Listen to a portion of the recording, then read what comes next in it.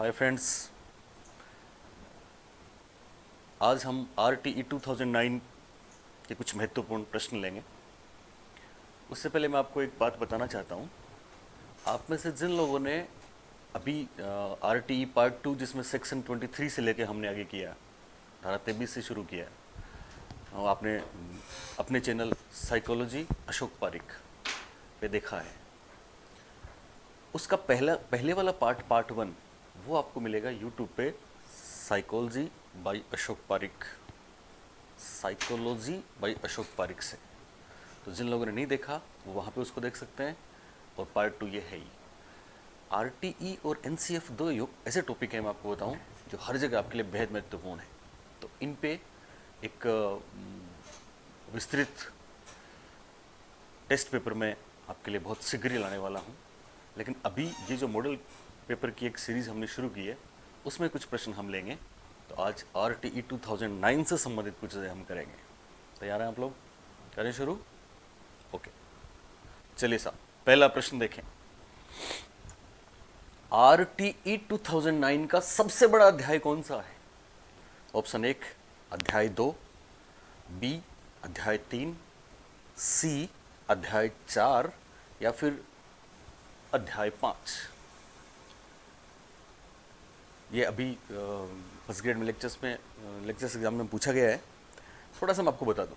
हम सब जानते हैं RTE 2009 में कुल कितने अध्याय हैं? 7 अध्याय हैं। कितने हैं? 7। मोटे तौर पे मैं आपको बताऊं, पहला जो अध्याय है, 7 अध्याय हैं, ध्यान देंगे। पहला जो अध्याय है, अध्याय 1, वो प्रस्तावना के बारे में है और उसमें धारा 1 व 2 है, तो केवल 2 धाराएं हैं। दूसरा जो अध्याय है, उसमें कुछ चीज़ों का उल्लेख है, विस्तृत उल्लेख बोलते हैं उसे। उसमें 3 से 5 धाराएं हैं। तीसरा जो अध्याय है, जिसमें हालांकि आगे और प्रश्न आएंगे तो वहाँ पे आपको क्लियर हो जाएगा। तीसरा जो अध्याय है, उसमें स्थानीय प्राधिकार, समुचित सरकार और माता पिता के दायित्व हैं, कर्तव्य हैं। इसमें 6 से लेकर 11 तक है। जैसे आप ध्यान होगा आपको, हमने धाराएं पढ़ ली।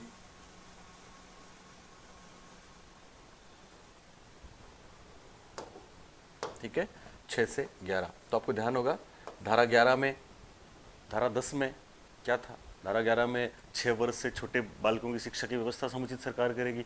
10 में अनुच्छेद 51 वाली बात, माता पिता का ये दायित्व है, कर्तव्य होगा, मूल कर्तव्य होगा कि अपने बच्चों को स्कूल भेजें, रोज स्कूल भेजें।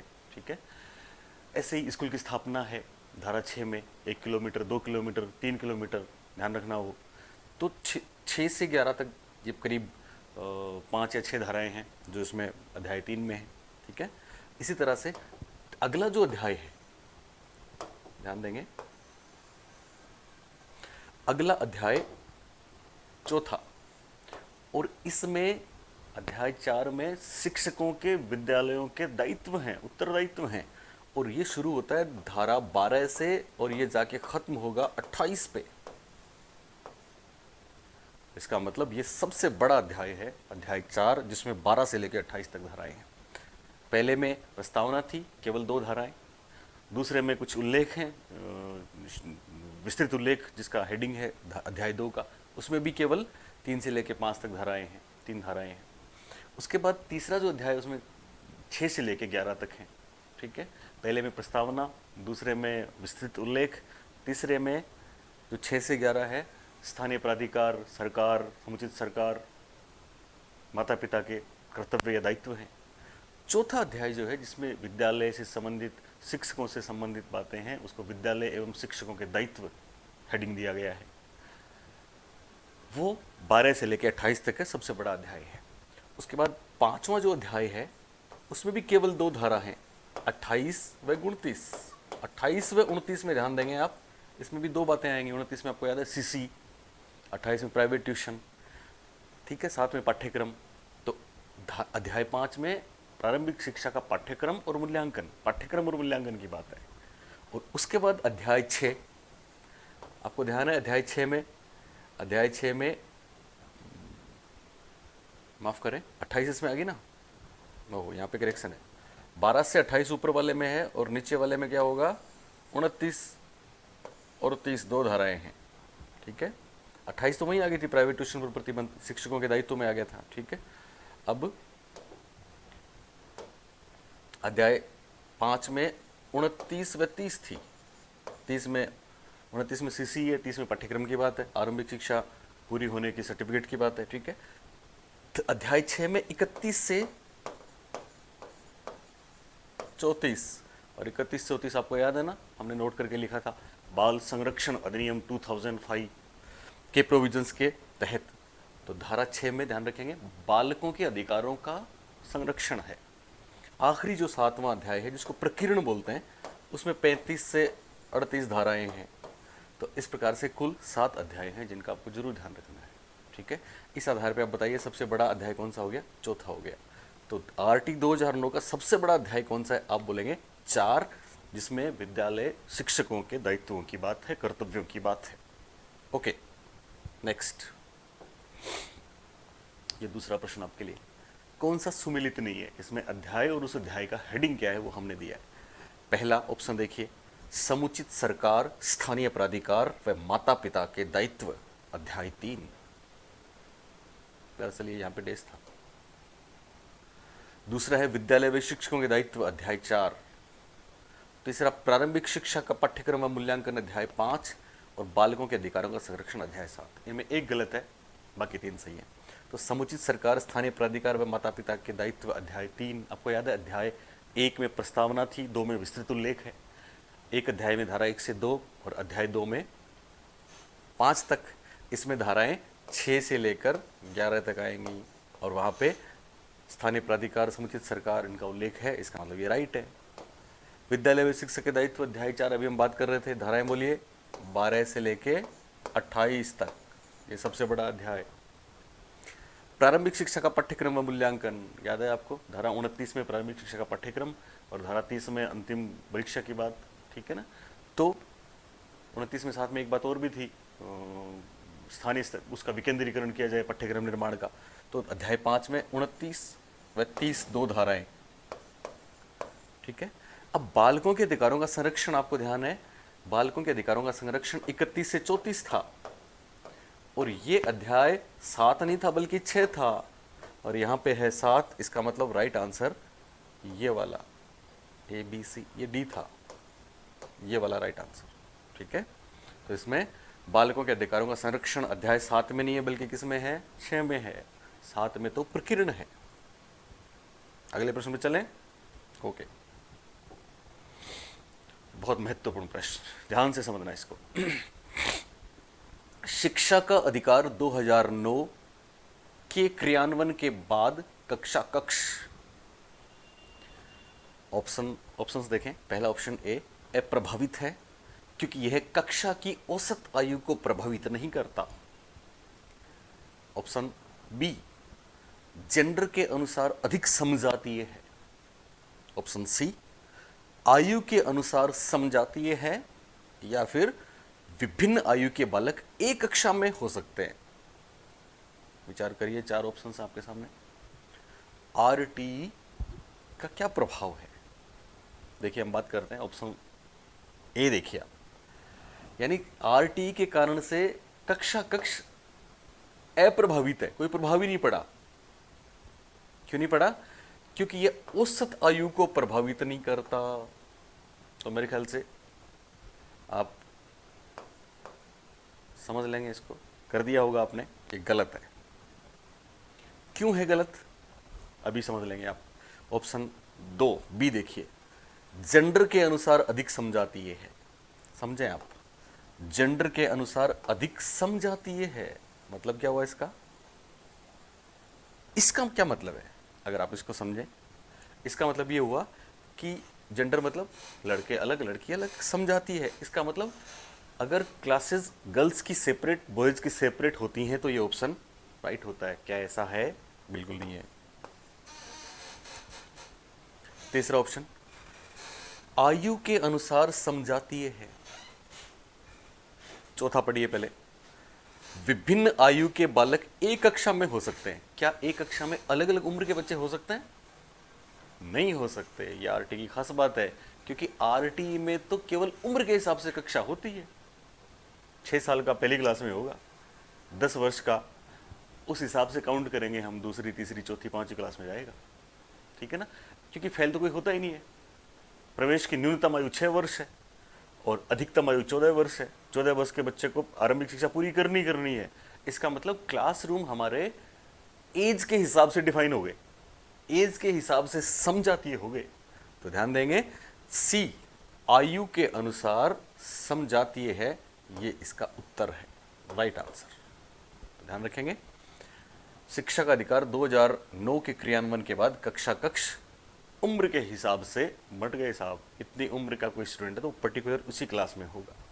विभिन्न आयु के बच्चे एक क्लास में नहीं हो सकते, एक क्लास के सभी बच्चों की उम्र एक जैसी होगी। समझ में आया? चलिए नेक्स्ट, चौथा प्रश्न। शिक्षा का अधिकार 2009 के क्रियान्वयन के बाद, माफ करें, कक्षा कक्ष, ये हो गया चौथा।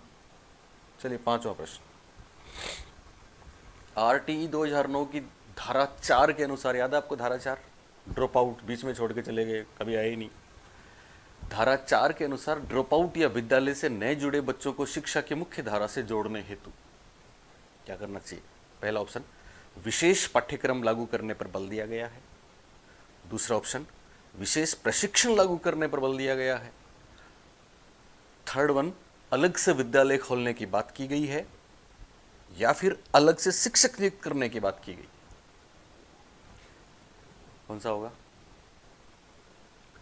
धारा 4 याद है? धारा 4 किस पे लागू होती है? धारा 4 उन बच्चों पे लागू होती है जो या तो स्कूल में आए नहीं, बड़े हो गए घर पे ही, या फिर जो आए और फिर बीच में चले गए, जिनको ड्रॉप आउट बोलते हैं, फिर वापस नहीं आए। तो हमने क्या पढ़ा था, याद है आपको, कि सब वो चले गए, कोई बात नहीं, उनकी क्लास का प्रमोशन रेगुलरली यहाँ पे चल रहा है, अगर उन्होंने किसी दूसरे स्कूल में एडमिशन नहीं लिया, टीसी नहीं लिए तो, या फिर जो आए नहीं पहली बार आएंगे, तो पहली बार आएंगे तो हम उनकी उम्र पूछेंगे और उम्र के हिसाब से उनको निर्धारित कक्षा में बैठाएंगे ना, 6 साल से शुरू करके 14 साल तक इसमें है। तो खास बात, मान लो कोई 13 साल का बच्चा आता है, 13 साल का बच्चा आता है, उसको ABCD भी नहीं आती, पहली बार आया है, तो हम क्या करेंगे, हम काउंट करेंगे ये तो लास्ट स्टेज में है, तो उसको सीधे 8वीं क्लास में बैठाएंगे। किसमें बैठाएंगे? 8वीं क्लास में बैठाएंगे। अब 8वीं क्लास में हमने नाम लिख दिया, उसको 8वीं क्लास में हम बैठाएंगे, लेकिन उसका लेवल भी तो हमको अपडेट करना पड़ेगा, अपग्रेड करना पड़ेगा। तो क्या एक शिक्षक क्या करेगा, आप सोचिए।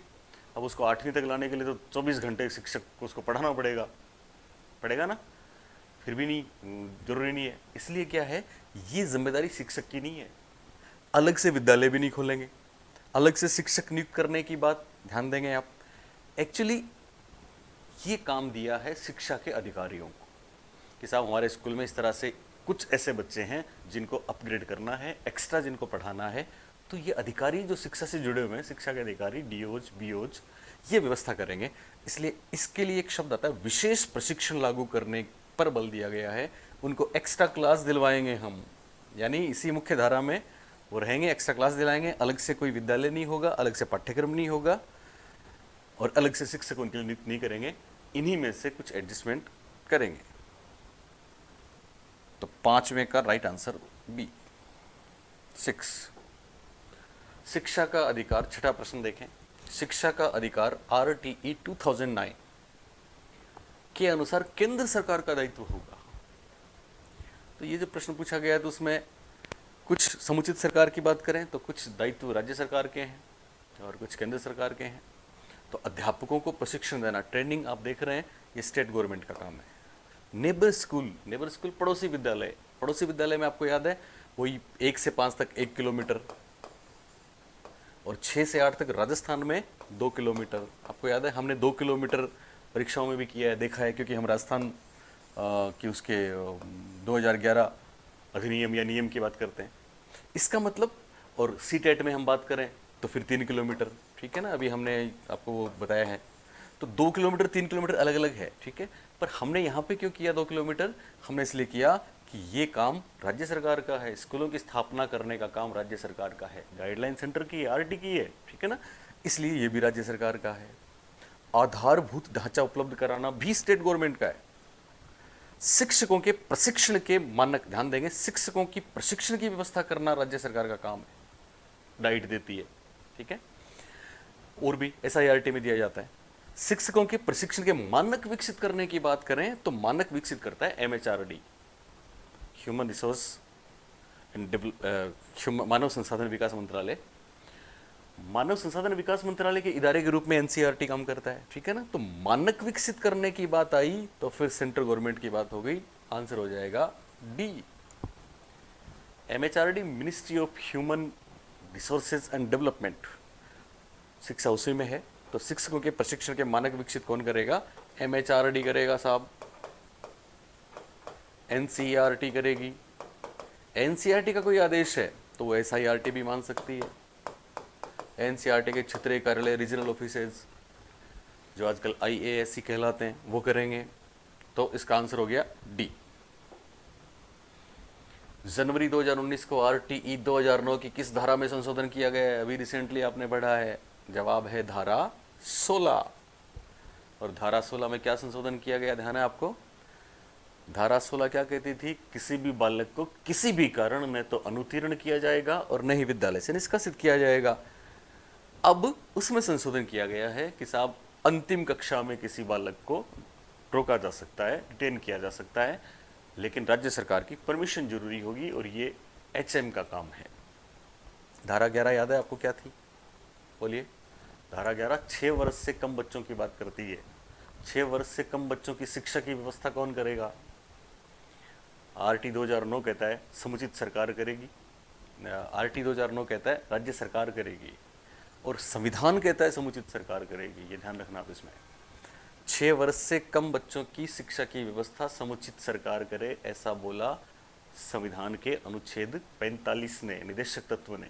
लेकिन आरटी में लिखा है कि साहब ये व्यवस्था राज्य सरकार करेगी, और राज्य सरकार आप देख रहे हैं 3 से 6 कर रही है। हालांकि अब 2019 नई शिक्षा नीति आ रही है, उसमें तो आरटी का दायरा बढ़ा के इधर 3 तक ला रहे हैं, 3 वर्ष तक, और उधर 18 वर्ष तक ले जा रहे हैं। चलिए, धारा 10 आपको याद है, माता पिता और अभिभावकों के कर्तव्य हैं।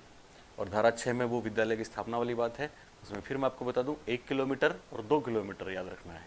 लेकिन अगर राजस्थान से बाहर की कोई परीक्षा आप दे रहे हैं तो 1 किलोमीटर और 3 किलोमीटर, या पर्टिकुलर उस स्टेट की कोई एग्जाम दे रहे हैं तो वहाँ की कोई नई नियमावली है तो उसके हिसाब से आपको ध्यान रखना है। ओके, तो संशोधन किस में किया था? धारा 16। और धारा 16 में क्या संशोधन था कि अब फेल कर सकते हैं साहब। कौन सी क्लास में फेल कर सकते हैं? केवल आखिरी क्लास में फेल कर सकते हैं, और उसके लिए जरूरी है राज्य सरकार की परमिशन। चलिए, 8वां प्रश्न। भारत में आरटीई 2009 भारत गणराज्य के 60वें वर्ष में कौन से अधिनियम के रूप में पारित किया गया? 135वें, 35वें, प्रथम या अंतिम? तो देखो, इसको आपने शायद समझा होगा वीडियो में। भारत गणराज्य के 60वें वर्ष में, इसका मतलब भारत गणराज्य बना था उस 26 जनवरी 1950, उसके बाद 60वें वर्ष में इसको पारित किया गया।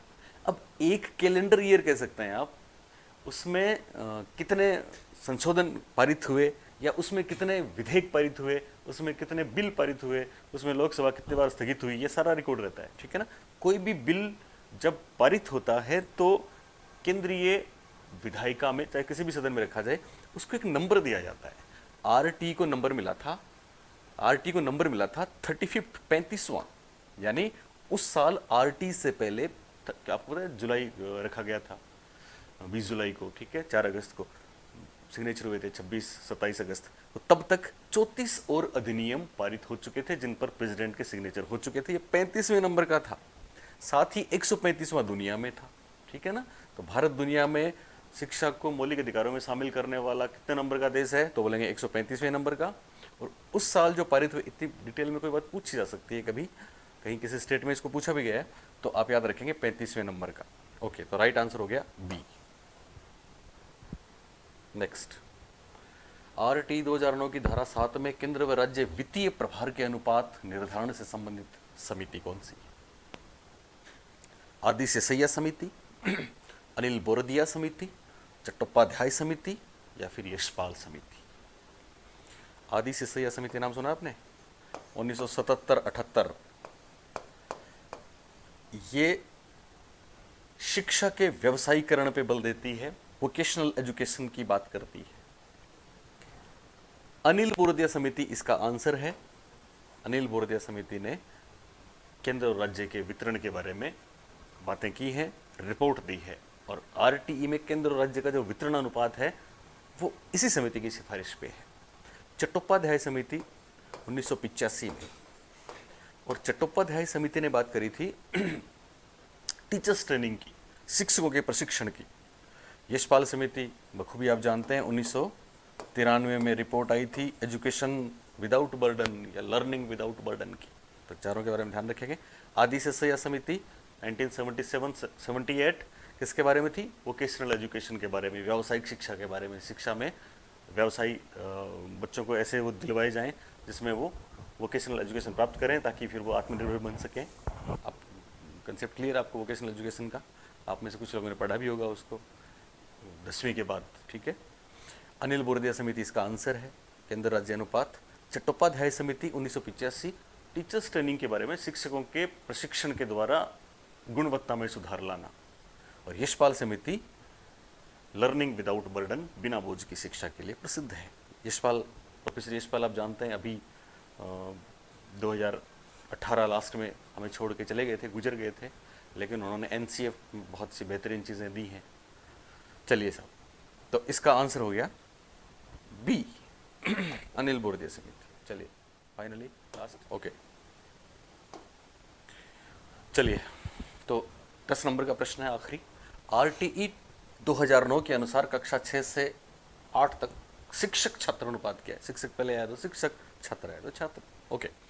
तो हम सब जानते हैं 6ठी से 8वीं तक ये अनुपात रहेगा C 1:35। 6ठी से 8वीं तक 1:35 का अनुपात रहेगा। इसमें कोई परिवर्तन नहीं है संख्या के आधार पे, लेकिन पहली से 5वीं तक आपको याद है कुछ परिवर्तन है। 6ठी से 8वीं की बात करें तो 1:35 का अनुपात रहेगा। साथ में वो 3 विषय, गणित व विज्ञान, सामाजिक विज्ञान और पर्यावरण, तीनों के प्रति कक्षा कम से कम एक टीचर को लेना है। ध्यान है आपको? कब?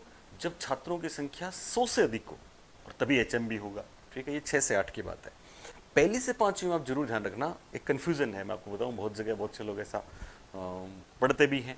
आपको ध्यान रखना है कक्षा 1 से 5 की हम बात करें, किसकी बात करें? 1 से 5 की बात करें। आपको बताऊं, कक्षा 1 से 5 की बात करें तो शिक्षक छात्र अनुपात क्या रहेगा? शिक्षक छात्र बोल सकते हैं, छात्र शिक्षक भी बोल सकते हैं, छात्र शिक्षक अनुपात लिख सकते हैं आप, छात्र शिक्षक। तो ध्यान दें, ये कैलकुलेटिव है।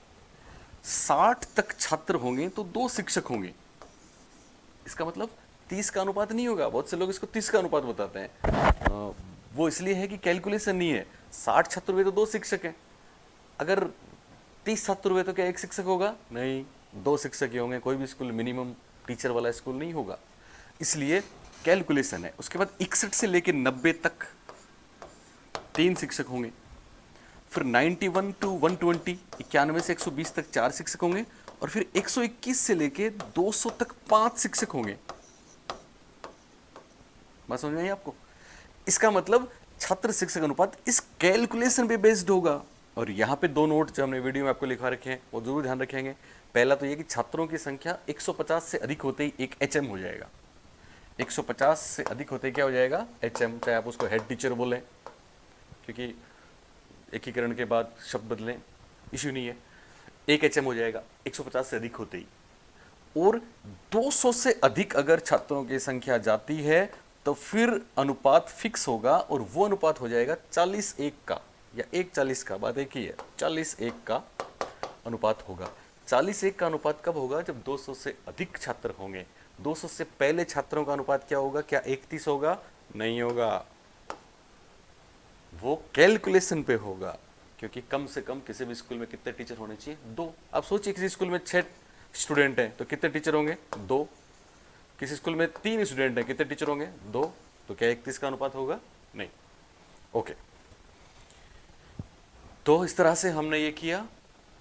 बहुत बहुत धन्यवाद, पढ़ते रहिए। इस पे मैं आरटी पे विस्तृत और कुछ बेहद महत्वपूर्ण प्रश्न फिर डालूंगा, फिर बाद में बात करेंगे। अभी आज के लिए इतना ही।